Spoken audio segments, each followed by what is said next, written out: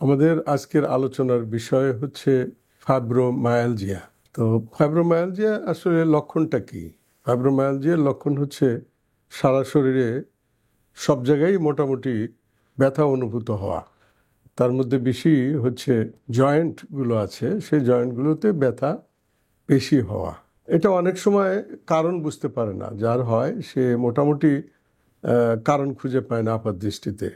কারণ ব্যথা বহু কারণে ব্যথা হয়, তার মধ্যে ব্যথা জনিত যে সমস্ত কারণগুলো আমাদের সবার জানা, সেটিগুলোর মধ্যে হচ্ছে জয়েন্ট পেনের মধ্যে যেমন আছে আর্থ্রাইটিস, আর্থালজিয়া, রিময়েটয়েড আর্থ্রাইটিস, রিউমেটিক ফিভার থেকে যে জয়েন্টের ব্যথা, এছাড়াও যে কোনো ইনজুরি থেকেও কিন্তু এই ব্যথাগুলো অনুভূত হতে পারে। ফাইব্রোমায়ালজিয়া শব্দের আসলে বাংলা আবিধানিক অর্থ সেটি হচ্ছে মাংসপেশির ব্যথা। তো মাংসপেশির সঙ্গে কিন্তু ফাইবার আছে, অর্থাৎ মাংসপেশিকে জড়িয়ে কতগুলো জিনিস ফাইবার যেগুলো জড়ানো থাকে, এই ফাইবার থেকেই ফাইব্রো আর মায়ালজিয়া হচ্ছে মাংসপেশির ব্যথা।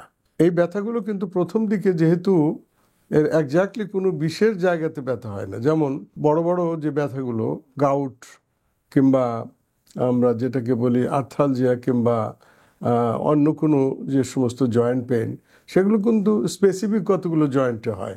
যেমন ধরেন যেটাকে গিটেবাত বা আমরা গাউট বলি, এটি কিন্তু বুড়ি আঙ্গুলের যে জয়েন্ট, এই জায়গা থেকে ব্যথাটা শুরু হয় এবং ভোর রাত্রে সাধারণত এই ব্যথাটা বেশি অনুভূত হয় এবং অনেক সময় এটা খুব গরম হতে থাকে, যার ফলে পায়ের পাতা পর্যন্ত ফেলতে পারে না। কিন্তু আমরা ফাইব্রোমায়ালজিয়ার যে ব্যথাগুলো, এগুলো কিন্তু আমাদের চেস্ট, ব্যাক, তারপরে কোমর, হাঁটু, পায়ের যে থাই এবং আমাদের যে বাহু সহ ঘাড়, মাথা, পেট সব জায়গাতেই এই ব্যথাটা অনুভূত হয়ে থাকে। এবং এই ব্যথার সঙ্গে কিন্তু আমাদের একটি মানসিক যে সমস্যাগুলো আছে, লঘু মানসিক সমস্যা, সেগুলোর সঙ্গে খুবই ওতপ্রোতভাবে এই ব্যথাটি জড়িত। সেটা কেমন? যেমন যে মানুষগুলো খুব অতিরিক্ত দুশ্চিন্তাগ্রস্ত থাকে এবং টেন্স থাকে, আমরা যেটাকে বলি টেন্স হয়ে যাওয়া, উদ্বেগ আক্রান্ত হওয়া, কতগুলো মানুষের প্রবৃত্তি এবং প্রকৃতি থাকে, তারা অল্পতেই খুব উদ্বেগ আক্রান্ত হয়ে যায়। এই মানুষগুলোর কিন্তু এই সমস্ত ব্যথা অনেক বেশি থাকে এবং এই ব্যথাগুলো সাধারণত এই ফাইব্রোমায়ালজিয়া বলা যায় মেয়েদের মধ্যে, অর্থাৎ মহিলাদের মধ্যে এটার আধিক্য বেশি, তবে পুরুষদের হয় না এমন কোনো কথা নেই। আর এটির সঙ্গে কতগুলো জিনিস আছে, যেমন ক্লান্তি বোধ হওয়া, ঘুমানোর পরে মনে হচ্ছে যে শরীরটা ঝরঝরে হলো না, এছাড়া অনেকক্ষণ শুয়ে থাকলেও ব্যথাটি যায় না। তবে এই ব্যথা কোনো বয়স সঙ্গে অতটা রিলেট করে না। তবে মানুষ যখন চাকরি থেকে রিটায়ার করে কিংবা যখন তার কোনো অবসর জীবন যাপন করে অথবা কোনো একটা কারণে তার বিমর্ষতা বা বিষণ্ণতা বা অতি উদ্বেগ হয়ে পড়ে, যার ফলে ওই ব্যক্তি তার জীবনের কত কত জিনিস আছে যেগুলো সে সমাধান নিজে বিভিন্নভাবে মিলাতে পারে না, এই ব্যক্তিগুলোর মধ্যে কিন্তু এই ফাইব্রোমায়ালজিয়ার আধিক্য অনেক বেশি দেখা যায় এবং তারা ব্যথার কারণ অনুসন্ধান করতে থাকে এবং বিভিন্নভাবে বহু ডাক্তারি পরীক্ষা করে, জয়েন্টের এক্সরে করা, এমআরআই করা, সিটি স্ক্যান করা, এগুলো থেকে বহু রকমের এক্সরে করা সারা শরীরের, কিন্তু কোথাও কোনো প্যাথোলজিক্যাল কোনো ইস্যু বা প্যাথোলজিক্যাল কোনো চেঞ্জেস বা ডিজেনারেশন এই ধরনের কিন্তু সাধারণত পাওয়া যায় না। তবে ব্যথাগুলো কিন্তু মাংসপেশির এবং ফাইবার।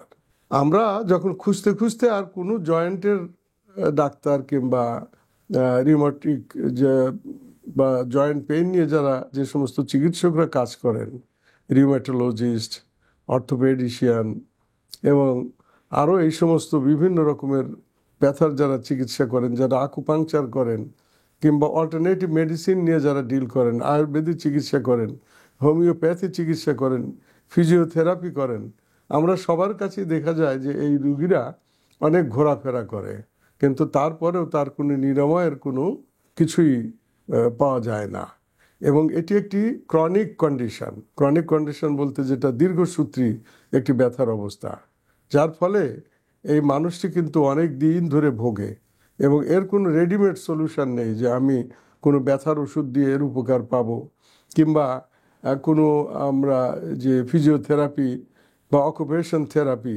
এটির একটি কোনো সলিউশন নেই, যেহেতু এর কারণগুলো বহুমুখী এবং একক নয়, আর পিন পয়েন্ট কোনো কারণও খুঁজে আসলে পাওয়া যায় না।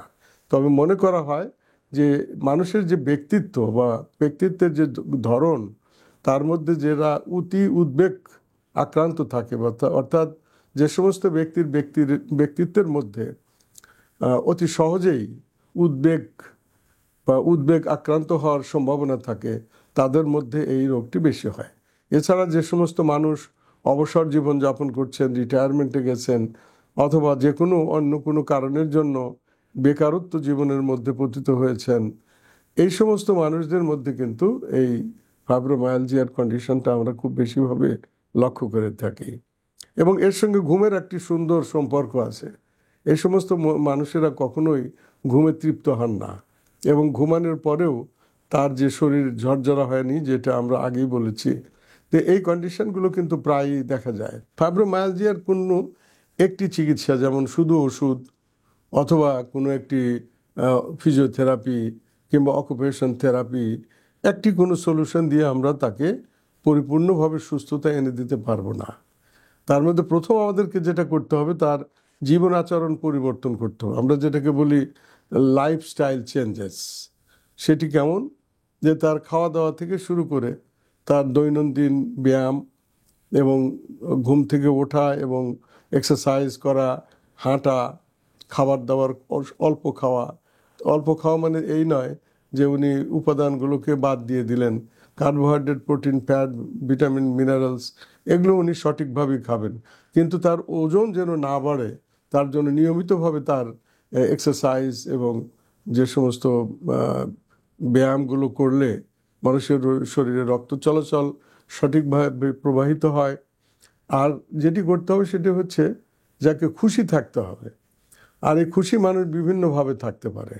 কিছু মানুষ আছে যারা বই পড়ে খুশি থাকে, যারা মাঝে মাঝে কিছু টক শো এগুলো উপভোগ করে ভালো থাকেন, যারা প্রতিদিন পার্কে বেড়াতে যেয়ে ভালো থাকেন এবং তারা early to bed and early to rise এটিতে অভ্যস্ত হন, সকালবেলা পালা করে বন্ধুদের সঙ্গে হাঁটেন, কিছু গল্প গুজবও করেন, এরা কিন্তু মোটামুটি সুখী মানুষ বলেই বিবেচিত হয়।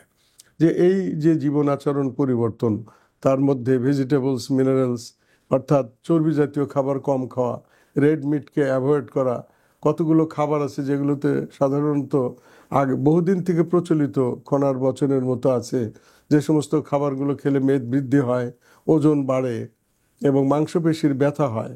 এই খাদ্যদ্রব্যেরও কিন্তু কিছু আমরা দেখি শরীরের উপরে কিছু প্রতিক্রিয়া হয়। সেই জিনিসগুলো আমাদেরকে বুঝে সুঝে খেতে হবে। কিছু মানুষ আছে যারা সব কিছু খেলেও কোনো কিছু সমস্যা হয় না, কিন্তু কিছু মানুষ আছে যারা অতিরিক্ত রেড মিট খেলে কিংবা কিছু ধরনের সবজি বা কিছু জিনিস আছে যেগুলো খেলে তাদের ব্যথা অনেক বৃদ্ধি হয়। সেই জিনিসগুলোকে তার অ্যাভয়েড করা বা পরিবর্তন করা বা পরিত্যাগ করা উচিত। আর সবচেয়ে বড় কথা হচ্ছে যে তার মনের দিক থেকে তাকে সবসময় খুশি থাকতে হবে। সেক্ষেত্রে যদি উনি কোনো একজন কাউন্সিলর বা উপদেষ্টার সঙ্গে, যারা এই সাইকোলজিক্যাল এক্সপ্লানেশন এই সমস্ত ব্যথা বেদনার দিতে পারেন, তাদের সঙ্গে যদি যোগাযোগ করেন, তাহলে কিন্তু তার এই লাইফস্টাইল পরিবর্তন সহ, খাদ্যাভ্যাস পরিবর্তন সহ, তার যে বিভিন্ন জীবনের যে দিকগুলো আছে, সেই জিনিসগুলো যদি উনি সঠিকভাবে পরিপালন করেন, তাহলে কিন্তু দেখা যায় যে এই ফাইব্রোমায়ালজিয়ার যে ক্রনিক বা দীর্ঘসূত্রী যে সমস্যাগুলো ব্যথা বেদনার, সেগুলোর থেকে অনেকটাই মুক্তি পাওয়া সম্ভব। তবে এটি পরিপূর্ণভাবে নিরাময় করা কখনোই সম্ভব নয়, কারণ যে এটির কোনো ওয়ান টু ওয়ান রিলেশনশিপ নেই যে এর কারণে ব্যথা হয়েছে, যেমন রিউমাটয়েড আর্থ্রাইটিস কিংবা গাউট কিংবা আর্থালজিয়া, এগুলোর জন্য যেমন স্পেসিফিক কিছু চিকিৎসা আপনার নিতে হয়, সেটি কিন্তু এরকম কোনো বিষয় নয়। তবে কিছু কিছু ওষুধ আছে যেগুলো বিষণ্ণতা নিরোধক এবং উদ্বেগকে পরিহার করা যায়।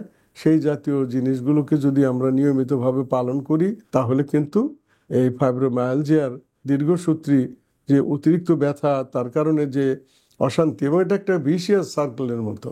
যদি এই উদ্বেগ বেড়ে যায়, উদ্বেগের কারণে কিন্তু এটি আবার আধিক্য লাভ করে এই ব্যথাটা। অতএব আমাকে চিন্তা করতে হবে যে যেহেতু এটা কোনো দুরারোগ্য ব্যাধি নয়, এর থেকে আমার জীবন নাশের কোনো সম্ভাবনা নাই, সেহেতু আমি কিন্তু অতটা উদ্বেগ আক্রান্ত হওয়ার কোনো কারণ নাই। এই সমস্তগুলো বিশেষ বিবেচনায় আমাদেরকে সঠিকভাবে খাদ্যাভ্যাস থেকে শুরু করে জীবন প্রণালীর পরিবর্তন করা এবং নিয়মিত হাঁটা এবং খাবার দাবার খাওয়া, মনকে খুশি রাখা, এগুলো করলে আমরা এই ফাইব্রোমায়ালজিয়ার যে দীর্ঘসূত্রী ব্যথা, এ থেকে ন্যূনতম হলেও আমরা অনেক উপকার পাবো, এটি আমরা বিশ্বাস করি।